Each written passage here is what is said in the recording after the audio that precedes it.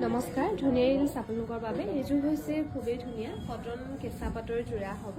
Dimasa design কৰি খুব ধুনীয়াকৈ বনাই দিয়া হৈছে। ডিছকাউণ্ট কৰি ল'ব পাৰিব 5100 ৰুপিছত। আৰু এইযোৰো ব্লেকত খুব ধুনীয়া হ'ব।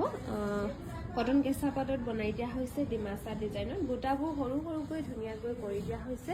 5100 ৰুপিছত ল'ব পাৰিব। ভাল লাগিলে স্ক্ৰীনশ্বট লৈ থ'ব পাৰে। এইযোৰো খুবেই ধুনীয়া হ'ব কটন কেঁচা পাটৰ যোৰা। এইযোৰো আপোনালোকে ল'ব পাৰিব 5100 ৰুপিছত। ভাল লাগিলে স্ক্ৰীনশ্বট লৈ থ'ব পাৰে।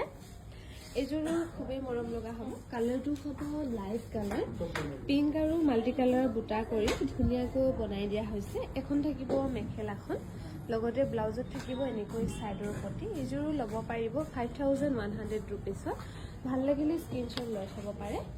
আৰু এইযোৰ হ'ব য়েল্লোত ৰেডত কৰি ধুনীয়াকৈ বনাই দিয়া হৈছে ডিমাচা ডিজাইনত। এখন থাকিব মেখেলাখন 5100 ৰুপিছত ধুনীয়াকৈ ল'ব পাৰিব ডিছকাউণ্ট কৰি।